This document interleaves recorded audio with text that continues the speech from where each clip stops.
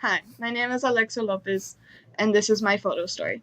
I'm going to be discussing all the cultural identities that I could find in my life. I got influenced for this when I was watching some YouTube videos, and they were like 2 years old, and they were with this trend called Draw Your Life. So I suck at drawing, sadly. So I'm going to do my own little twist with this. All the drawings are going to be done already, so I'm going to be a little bit lazy.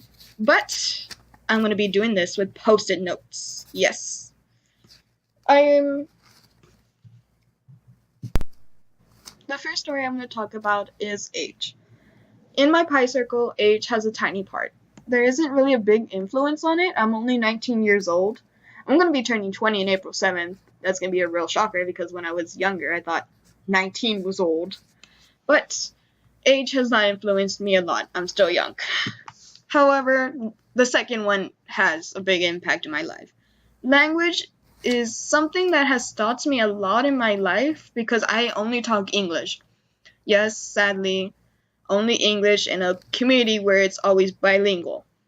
I got teased a lot in elementary while talking about Spanish, so they pretty much bullied me because I said some of the accents wrong, and therefore I never talked Spanish ever again. This caused a lot of language barriers with my friends, my family, definitely with my grandma because she was the person that moved from Mexico, so she didn't know English.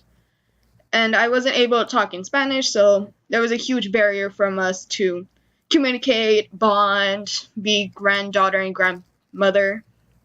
But I learned how to overcome this. It made me a better person and the person who I am today because I understand that not everyone talks English and not everyone talks Spanish. I am now more compassionate because I understand the difficulty it is to learn another language. And I get it. Like, sometimes it's hard to learn a new language and you just can't. And I understand with them. I'm happy with who I am because I did have some difficulties accepting myself for not talking Spanish. But now I could say, whenever someone asks me, you don't talk Spanish? I'm like, no. But I do hear you. I do understand what you're telling me, so please don't insult me in Spanish. I understand what you're saying. So, I did give a bigger part of my pie circle to language in that sense, that it still impacts my life today. The next issue I'm going to talk about is race. I am Mexican. Both my parents came from Mexico, therefore, I am Mexican, even if I don't talk Spanish. I grew up in an area where it was almost 100% Mexican, so there wasn't really a big conflict between races, and it's just a small part of my life. Yeah, I get it. There is some conflict of racism and stuff, but it hasn't impacted me yet. Therefore, I gave this part of my pie a small amount. So, I'm a girl. I was born a girl, and I have decided to be a girl. I have developed really not girly features, but I have experienced racism. Sadly, in my 19 years of life, I have experienced it. In my culture, everyone treats the boys better. It's understood. It's like the boys go and have fun outside. They have to be boys is boys, while girls are expected to be proper ladies and get married. I am nothing like that. I will not get married anytime soon, or probably ever, sadly, for my mother, who wants grandchildren and me to have a nice husband, but whatever. I have experienced sexism in the sense that when I was choosing my career in high school, my mother literally told me the words, "You're a girl. You'll never find a career with a mathematics degree. A mathematics degree is for only boys." I felt so insulted that this person that told me I could do whatever that I wanted in my life was telling me I couldn't do this one thing because of my gender.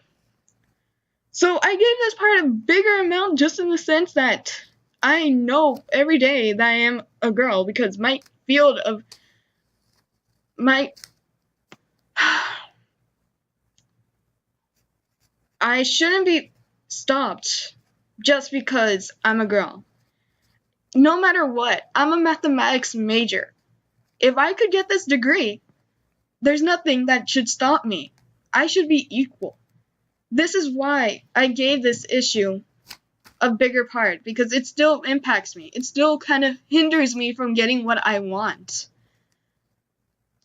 It shouldn't. That is why I'm a girl. I'm a mathematics major, but I'm a girl. Okay, before I go ranting about me being a girl, I'm going to switch to a less sensitive issue: class. I grew up in a poor family. We're lower middle class. There was only one income, my mother, since my father is not in the picture anymore. But that was okay because I grew more humble. I understood you don't need everything to be happy. I learned that money does not equal happiness. It does buy you things that make you happy, but that is temporary. I now appreciate more things. I appreciate their true value, not their dollar sign. And I am happy to say I do not value money, and I don't care that, oh, you're going to be a teacher? Wow, you're not going to get a lot of money. I'm like, I don't care. I'm going to make a difference. Money does not make me want to do something less or more. My class, being in a poverty family, made me more humble and makes me want to do more service. I understand what it means to come from the bottom. So I gave this part of my pie not that much, but not too little. The next part I'm going to talk about is geography. I didn't grow up in a big city. I grew up in a really tiny town. No one probably knows it. Rio Grande City. Any ideas?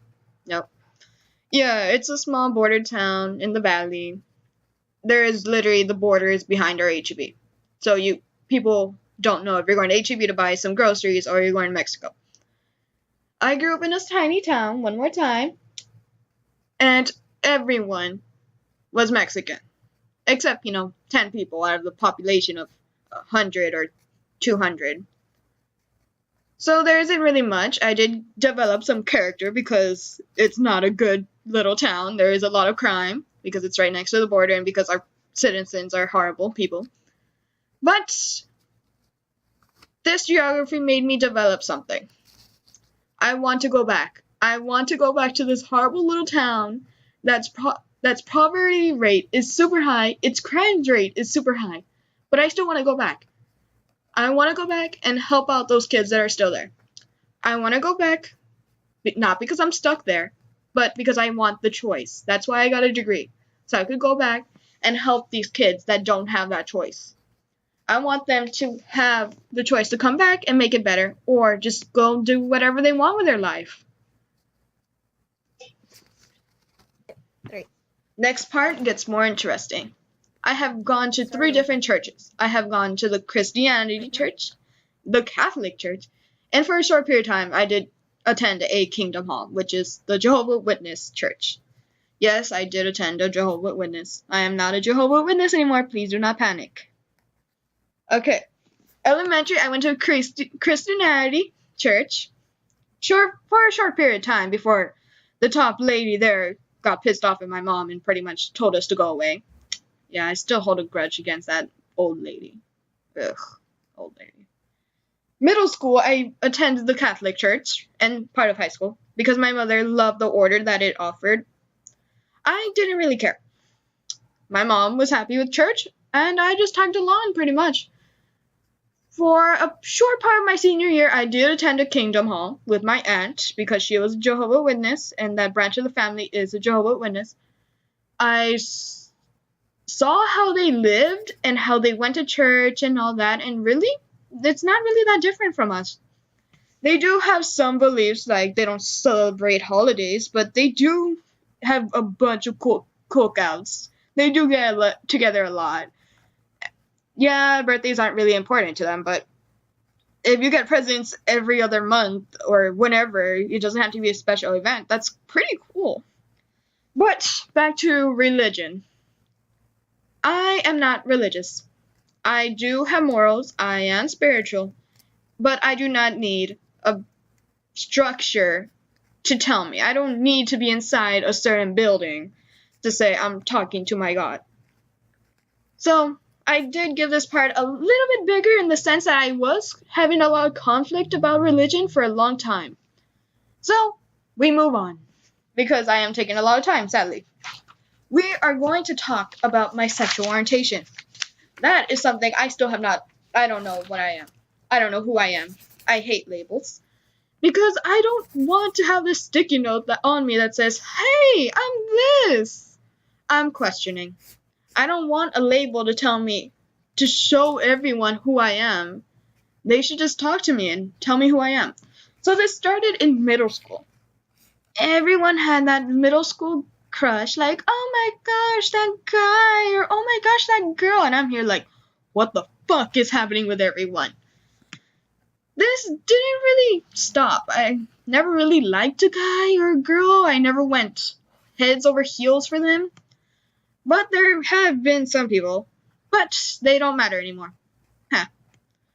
So, I do not believe in labels for my sexual orientation. I am questioning. I rather like that term.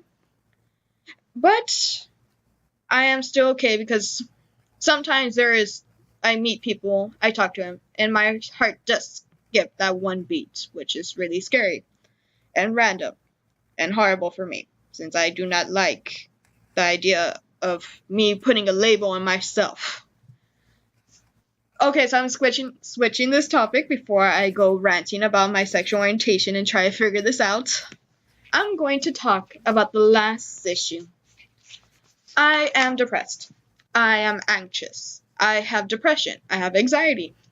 My mother has depression and anxiety, and so does my sister. It runs in our family. Sadly, it's horrible.